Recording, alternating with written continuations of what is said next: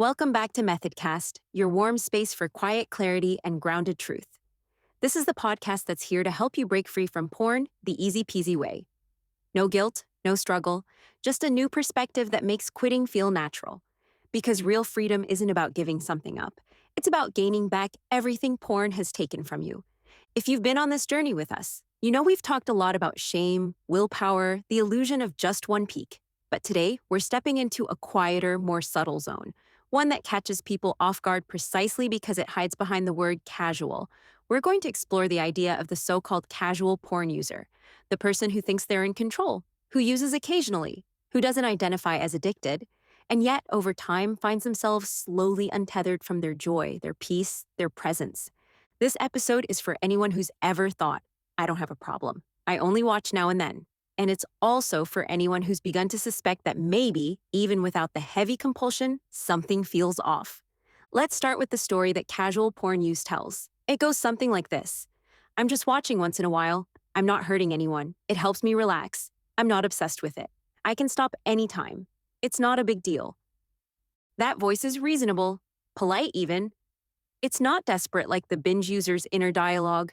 It's calm, measured, but it's also slippery because it masks what's really happening beneath the surface, how small doses of something can still reshape our perception, expectations, and sense of self. To understand this better, let's compare two versions of the same person again. Let's call them Taylor. Taylor 1 is a casual user. They don't identify as addicted. They watch porn maybe once a week, sometimes just a few times a month. They might tell themselves, I've got this under control. And for the most part, life looks okay. They're functioning, they're showing up at work, in relationships. But if we zoom in just a little closer, we start to notice something. When Taylor 1 feels stressed, tired, or lonely, that familiar thought arises. A quick video would take the edge off. They don't think of it as a coping mechanism, but it is. They don't notice how it quietly reinforces the idea that comfort and stimulation are external. That escape is better than sitting with discomfort. That intimacy is something you watch, not something you build. And little by little, their sense of happiness shifts. A great day becomes one that ends with that little reward. Sexual energy becomes something they associate with screens, not connection. And emotional energy, it gets drained. They're not crashing, but they're not thriving either. There's a slight dullness, like living life through a filter. Moments don't land quite as deeply. Joy feels more muted. And when real relationships come into the picture, there's tension. Because real connection doesn't deliver dopamine on demand. It requires presence, vulnerability, effort. Now let's meet Taylor 2. This version doesn't watch porn, casual or otherwise. Not because they're a saint or on a moral crusade, but because they've seen through the illusion. They've realized that even casual use kept them one step removed from their own life. Since letting it go, their senses have sharpened. Their relationships feel more alive. There's less fog, less emotional friction. And here's the wild part, they don't miss it. There's no deprivation, no need for willpower. Just a quiet, grounded contentment that says, I'm here, I'm enough. This moment is enough. That's the core difference. Casual users think they're not giving anything up by using now and then. But what they're actually giving up is subtle and sacred. Their baseline happiness, their capacity to be present, their trust in organic, unscripted desire, their ability to feel real contentment without artificial peaks. Let's dig deeper. One of the most common things casual users do is something I like to call porn dieting. They set up mental rules to keep things in check. Maybe they only watch on weekends, or they avoid certain categories, or they limit themselves to 10 minutes. On the surface, this sounds like self-control, but underneath, it's a reinforcement loop. Every time you create a rule, you confirm that porn is a thing you want, but have to manage. You elevate it. You crown it king. You say, this has power over me, so I must fence it in. And that belief, it becomes the real addiction. Because addiction isn't just about quantity, it's about dependency. And dependency isn't just about how often you use, it's about how much headspace it occupies. If you're thinking about porn, craving it, planning it, bargaining with it, even just once a week, you're still tethered. You're still orbiting around the thing, and you're not free. Now, let's talk about a rising trend that often hides behind the same illusion of harmlessness, alternative lust content. Think YouTube fitness channels, try-on hauls, Instagram models, Twitch streamers. These are things that don't technically count as porn. They don't show everything. They're algorithm friendly, socially acceptable. But let's be real, they're designed to trigger the same neural pathways. They're designed to provoke lust, attention, and clicks.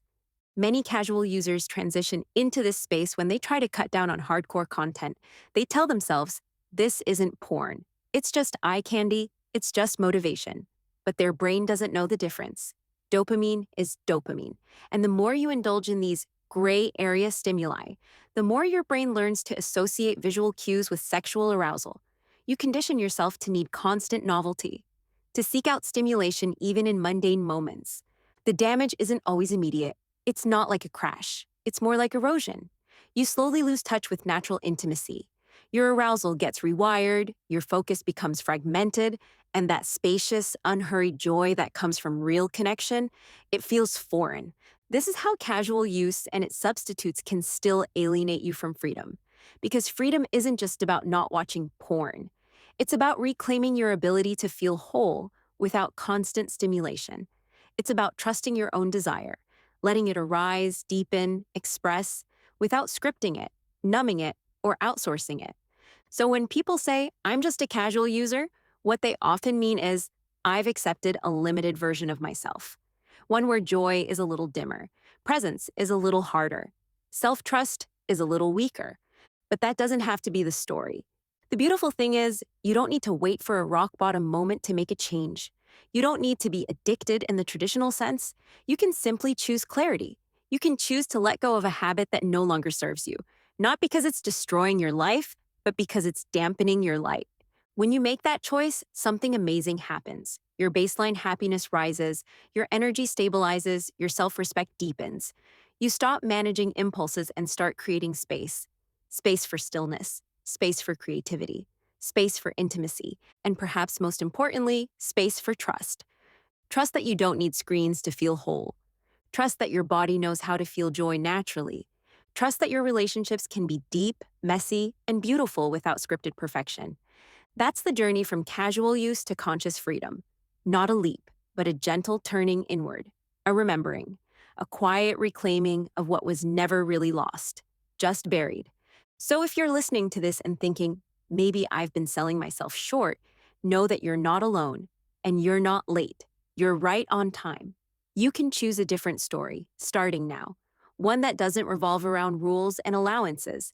One that doesn't negotiate with compromise. One that simply says, I am enough as I am. I don't need to look elsewhere to feel whole. Thanks for being here with me on Methodcast. I hope this talk gave you something to sit with, something to feel through, something to trust in.